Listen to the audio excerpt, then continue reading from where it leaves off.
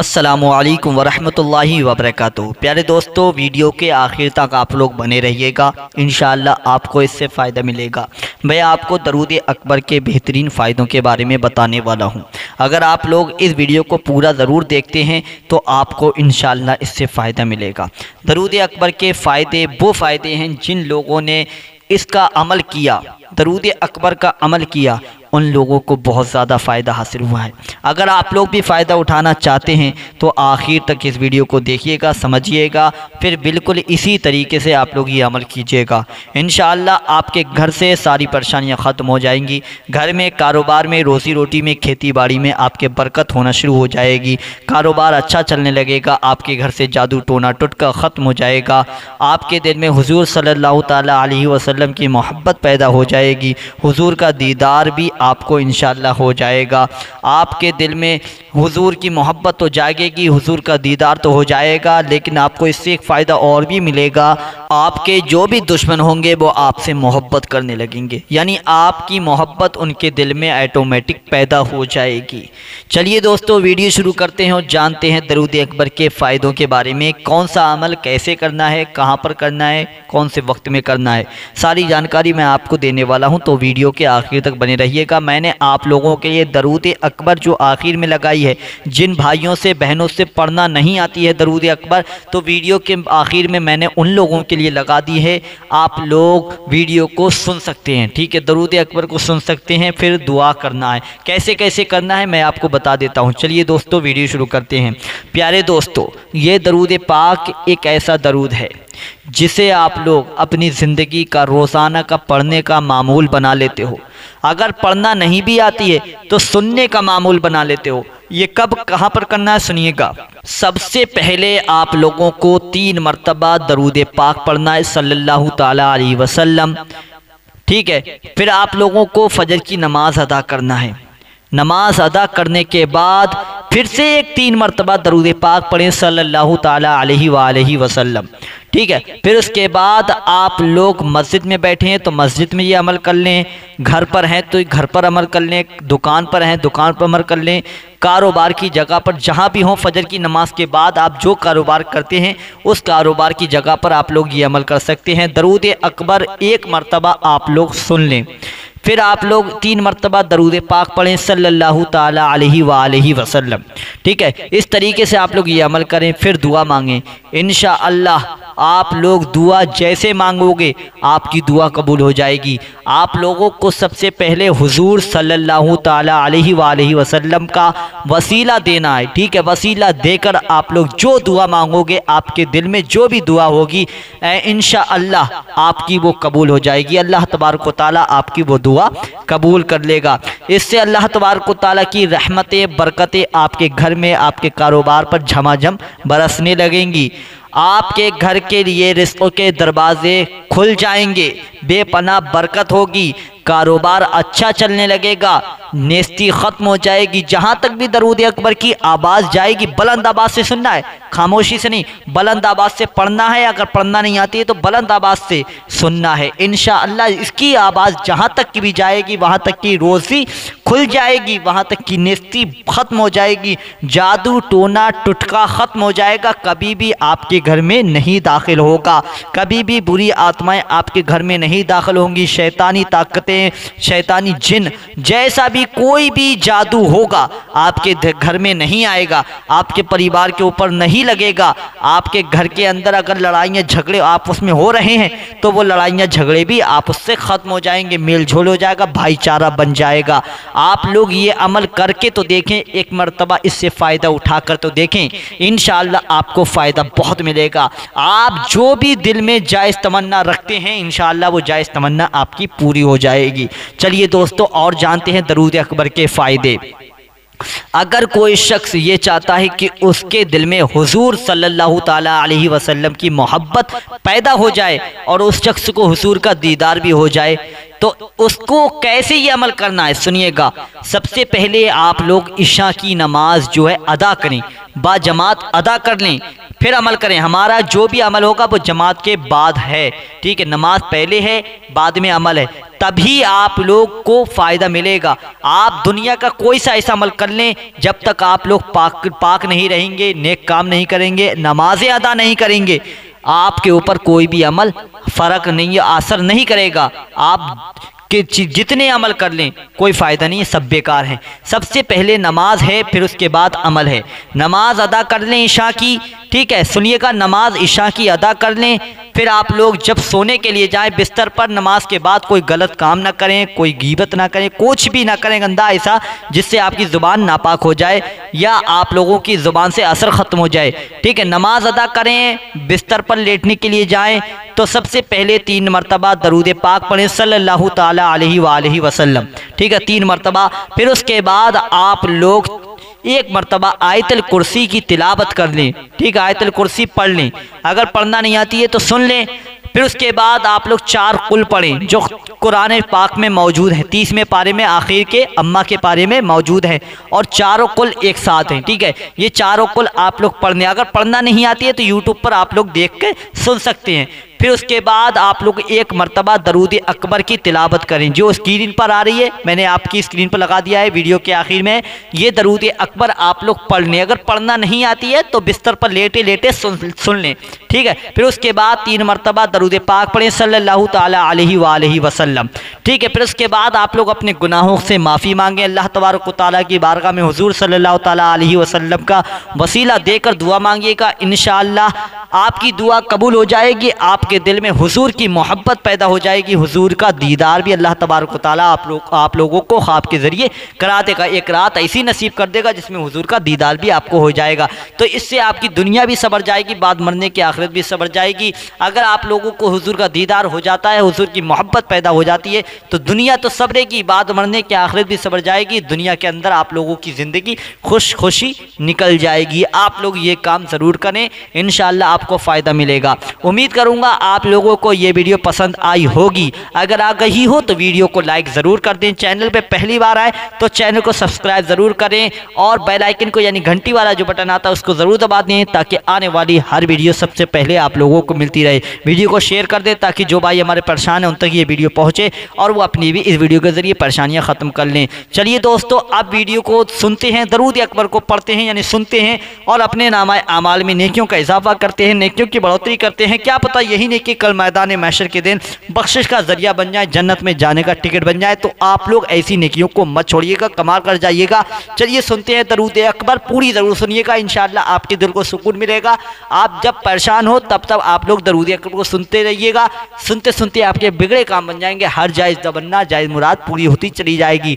सुनिएगा पूरी दरूद अकबर। बिस्मिल्लाहिर्रहमानिर्रहीम। दरूद अकबर। अस्सलातु वस्सलामु अलैका या रसूलल्लाह, अस्सलातु वस्सलामु अलैका या नबियल्लाह, अस्सलातु वस्सलामु अलैका या हबीबल्लाह, अस्सलातु वस्सलामु अलैका या खलीलल्लाह, अस्सलातु वस्सलामु अलैका या सफियल्लाह, अस्सलातु वस्सलामु अलैका या खैर खल्क़िल्लाह, अस्सलातु वस्सलामु अलैका या मकियल्लाह, अस्सलातु वस्सलामु अलैका या कुरैशियल्लाह, अस्सलातु वस्सलामु अलैका या मदनियल्लाह, अस्सलातु वस्सलामु अलैका या मन इख्तरहुल्लाह, अस्सलातु वस्सलामु अलैका या मन अज़्ज़महुल्लाह, अस्सलातु वस्सलामु अलैका या खलीफतल्लाह, अस्सलातु वस्सलामु अलैका या हज़रतल्लाह, अस्सलातु वस्सलामु अलैका या सफ़वतल्लाह, अस्सलातु वस्सलामु अलैका या हुज्जतल्लाह, अस्सलातु वस्सलामु अलैका या रहमतल्लाह, अस्सलातु वस्सलामु अलैका या नूर अल्लाह, अस्सलातु वस्सलामु अलैका या मुहम्मद रसूलुल्लाह, अस्सलातु वस्सलामु अलैका या साहिबत ताज वल मिअराज, अस्सलातु वस्सलामु अलैका या साहिबल हौज़िल कौसर, अस्सलातु वस्सलामु अलैका या साहिबश शफ़ाअह, अस्सलातु वस्सलामु अलैका या साहिबन निअमा, अस्सलातु वस्सलामु अलैका या खातिमन नुबुव्वति वर्रिसाला, अस्सलातु वस्सलामु अलैका या नबियुल मदनी, अस्सलातु वस्सलामु अलैका या नबियुल हरमी, अस्सलातु वस्सलामु अलैका या नबियुल अरबी, अस्सलातु वस्सलामु अलैका या नबियुल हिजाज़ी, अस्सलातु वस्सलामु अलैका या नबिय्युत तिहामी, अस्सलातु वस्सलामु अलैका या नबियुल हाशिमी, अस्सलातु वस्सलामु अलैका या नबियुल क़ुरशी, अस्सलातु वस्सलामु अलैका या नबियुज़ ज़की, अस्सलातु वस्सलामु अलैका या नबियुल उम्मी, अल्लाहुम्मा सल्लि अला मुहम्मद सय्यिदिल मुरसलीन, अल्लाहुम्मा सल्लि अला मुहम्मद सय्यिदिन नबिय्यीन, अल्लाहुम्मा सल्लि अला मुहम्मद सय्यिदिल मुमिनीन, अल्लाहुम्मा सल्लि अला मुहम्मद सय्यिदिल मुत्तक़ीन, अल्लाहुम्मा सल्लि अला मुहम्मद सय्यिदिस सालिहीन, अल्लाहुम्मा सल्लि अला मुहम्मद सय्यिदिल मुस्लिहीन, अल्लाहुम्मा सल्लि अला मुहम्मद सय्यिदिस सादिक़ीन, अल्लाहुम्मा सल्लि अला मुहम्मद सय्यिदिल मुसद्दिक़ीन, अल्लाहुम्मा सल्लि अला मुहम्मद सय्यिदिस साबिरीन, अल्लाहुम्मा सल्लि अला मुहम्मद सय्यिदिश शाहिदीन, अल्लाहुम्मा सल्लि अला मुहम्मद सय्यिदिल मशहूदीन, अल्लाहुम्मा सल्लि अला मुहम्मद सय्यिदिल मुराबितीन, अल्लाहुम्मा सल्लि अला मुहम्मद सय्यिदिल मुनज्जीन, अल्लाहुम्मा सल्लि अला मुहम्मद सय्यिदिल मुफलिहीन, अल्लाहुम्मा सल्लि अला मुहम्मद सय्यिदिल मुजीबीन, अल्लाहुम्मा सल्लि अला मुहम्मद सय्यिदिज़ ज़ाहिदीन, अल्लाहुम्मा सल्लि अला मुहम्मद सय्यिदित ताइबीन, अल्लाहुम्मा सल्लि अला मुहम्मद सय्यिदिल खाइफीन, अल्लाहुम्मा सल्लि अला मुहम्मद सय्यिदिल आतिफीन, अल्लाहुम्मा सल्लि अला मुहम्मद सय्यिदिल बाकीन, अल्लाहुम्मा सल्लि अला मुहम्मद सय्यिदिल क़ाइमीन, अल्लाहुम्मा सल्लि अला मुहम्मद सय्यिदिर राकिईन, अल्लाहुम्मा सल्लि अला मुहम्मद सय्यिदिस साजिदीन, अल्लाहुम्मा सल्लि अला मुहम्मद सय्यिदिल मुसल्लीन, अल्लाहुम्मा सल्लि अला मुहम्मद सय्यिदिल क़ारिईन, अल्लाहुम्मा सल्लि على محمد سيد القاعدين. اللهم صل على محمد سيد الأزهدين. اللهم صل على محمد سيد الموقنين.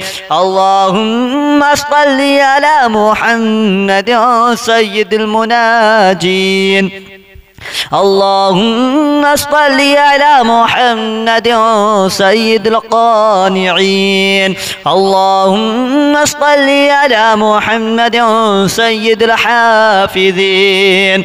اللهم صل على محمد سيد الجائعين. اللهم صل على محمد سيد الحامدين. اللهم صل على محمد سيد المرشدين. اللهم صل على محمد سيد الناظرين. اللهم صل على محمد سيد المباركين. اللهم صل على محمد سيد الموحدين. اللهم صل على محمد سيد القائلين. اللهم صل على محمد سيد المسطورين.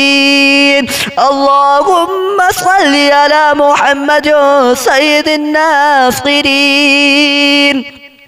اللهم صل على محمد سيد الظافرين. اللهم صل على محمد سيد الوارثين. اللهم صل على محمد سيد المظفرين.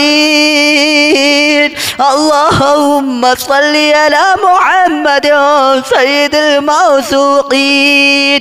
اللهم صل على محمد سيد الراغبين. اللهم صل على محمد سيد المشفقين. اللهم صل على محمد سيد السائحين. اللهم صل على محمد سيد التوابين. اللهم صل على محمد سيد المالوفين. اللهم صل على محمد سيد المنيبين. اللهم صل على محمد سيد العابدين. اللهم صل على محمد سيد المساكين. اللهم صل على محمد سيد الموافقين. اللهم صل على محمد سيد المرافقين. اللهم صل على محمد سيد الفائزين. اللهم صل على محمد سيد العاملين. اللهم صل على محمد سيد العائذين. اللهم صل على محمد سيد الناجين. اللهم صل على محمد سيد الطاهرين. اللهم صل على محمد سيد الزاهرين. اللهم صل على محمد سيد التابعين. اللهم صل على محمد سيد الفاضلين. اللهم صل على محمد سيد الشاكرين. اللهم صل على محمد سيد المتطهرين. اللهم صل على محمد سيد المطيعين. اللهم صل على محمد سيد المرحومين. اللهم صل على محمد سيد المغفورين. اللهم صل على محمد سيد الفاضلين. اللهم صل على محمد سيد الطالبين. اللهم صل على محمد سيد المطلوبين. اللهم صل على محمد سيد المطهرين. اللهم صل على محمد سيد الصوامين. اللهم صل على محمد سيد القوامين. اللهم صل على محمد سيد الأوابين. اللهم صل على محمد سيد الواصلين. اللهم صل على محمد سيد المحبين. اللهم صل على محمد سيد المحبوبين. اللهم صل على محمد سيد المورودين. اللهم صل على محمد سيد المقبولين. اللهم صل على محمد سيد المشتاقين. اللهم صل على محمد سيد العاشقين. اللهم صل على محمد سيد المعشوقين. اللهم صل على محمد سيد العارفين. اللهم صل على محمد سيد الواعظين.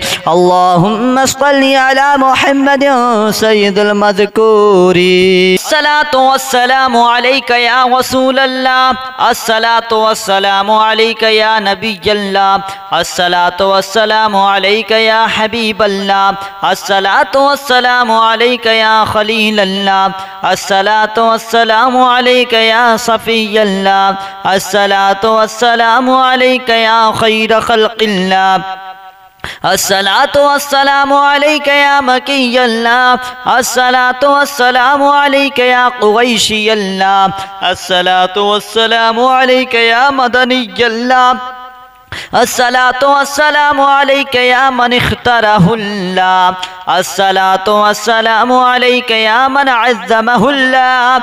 الصلاة والسلام عليك يا خليفة الله. الصلاة والسلام عليك يا حضرة الله. الصلاة والسلام عليك يا صفوة الله. الصلاة والسلام عليك يا حجة الله. الصلاة والسلام عليك يا رحمة الله. الصلاة والسلام عليك يا نور الله. الصلاة والسلام عليك يا محمد رسول الله. الصلاة والسلام عليك يا صاحب التاج والمعراج. الصلاة والسلام عليك يا صاحب الحوض الكوثر. الصلاة والسلام عليك يا صاحب الشفاعة. الصلاة والسلام عليك يا صاحب النعمة. الصلاة والسلام عليك يا خاتم النبوة والرسالة. الصلاة والسلام عليك يا نبي المدني. الصلاة والسلام عليك يا نبي الحرمي. الصلاة والسلام عليك يا نبي العربي. الصلاة والسلام عليك يا نبي الحجازي. الصلاة والسلام عليك يا نبي التهامي. الصلاة والسلام عليك يا نبي الهاشمي. الصلاة والسلام عليك يا نبي القرشي. الصلاة والسلام عليك يا نبي الزكي. الصلاة والسلام عليك يا نبي الأمي. اللهم صل على محمد سيد المرسلين. اللهم صل على محمد سيد النبيين. اللهم صل على محمد سيد المؤمنين. اللهم صل على محمد سيد المتقين. اللهم صل على محمد سيد الصالحين. اللهم صل على محمد سيد المصلحين. اللهم صل على محمد سيد الصادقين.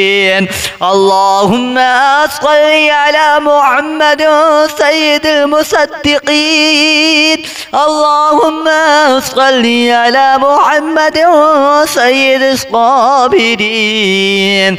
اللهم صل على محمد سيد الشاهدين.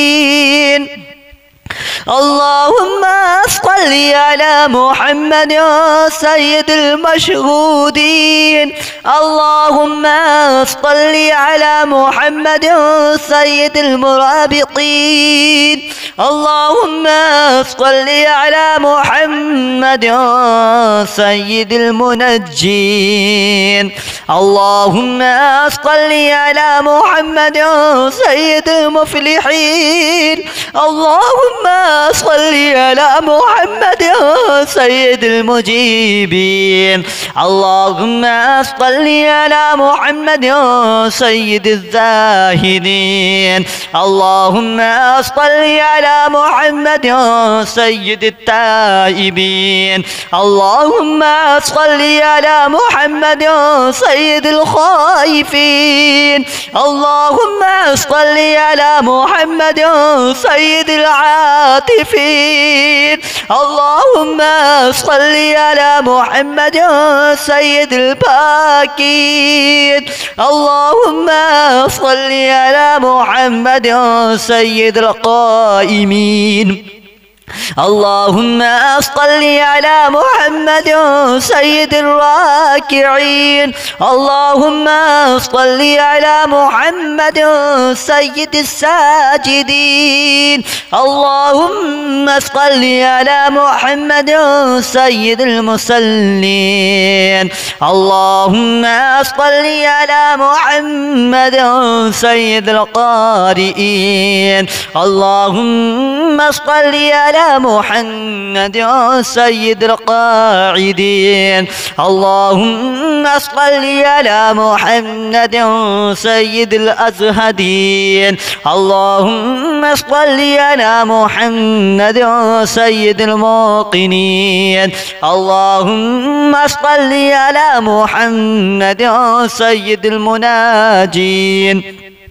اللهم صل على محمد سيد القانعين. اللهم صل على محمد سيد الحافظين. اللهم صل على محمد سيد الجائعين. اللهم صل على محمد سيد الحامدين. اللهم صل على محمد سيد المرشدين.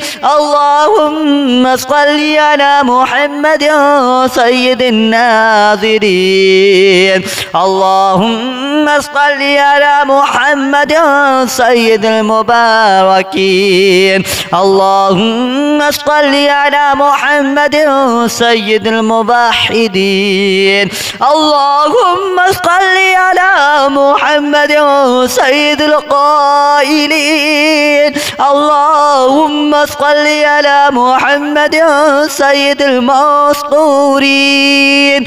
اللهم صل على محمد سيد الناصرين. اللهم صل على محمد سيد الظافرين. اللهم صل على محمد سيد الوارثين. اللهم صل على محمد سيد المظفرين. اللهم صل على محمد سيد الموثوقين. اللهم صل صل على محمد سيد الراغبين. اللهم صل على محمد سيد المشفقين. اللهم صل على محمد سيد السائحين. اللهم صل على محمد سيد التوابين. اللهم صل على محمد سيد المألوفين. اللهم صل على محمد سيد المنيبين. اللهم صل على محمد سيد العابدين. اللهم صل على محمد سيد المساكين. اللهم صل على محمد سيد الموافقين. اللهم صل على محمد سيد المرافقين. اللهم صل على محمد سيد الفائزين. اللهم صل على محمد سيد العاملين. اللهم صل على محمد سيد العائذين. اللهم صل على محمد سيد الناجين. اللهم صل على محمد سيد الطاهرين. اللهم صل على محمد سيد الزاهرين. اللهم صل على محمد سيد التابعين. اللهم صل على محمد سيد الفاضلين. اللهم صل على محمد سيد الشاكرين. اللهم صل على محمد سيد المتطهرين. اللهم صل على محمد سيد المطيعين. اللهم صل على محمد سيد المرحومين. اللهم صل على محمد سيد المغفورين. اللهم صل على محمد سيد الفاضلين. اللهم صل على محمد سيد الطالبين. اللهم صل على محمد سيد المطلوبين. اللهم صل على محمد سيد المطهرين. اللهم صل على محمد سيد الصوامين. اللهم صل على محمد سيد القوامين. اللهم صل على محمد سيد الأوابين. اللهم صل على محمد سيد الواصلين. اللهم صل على محمد سيد المحبين. اللهم صل على محمد سيد المحبوبين. اللهم صل على محمد سيد المورودين. اللهم صل على محمد سيد المقبولين. اللهم صل على محمد سيد المشتاقين. اللهم صل على محمد سيد العاشقين. اللهم صل على محمد سيد المعشوقين. اللهم صل على محمد سيد العارفين. اللهم صل على محمد سيد الواعظين. اللهم صل على محمد سيد المذكورين.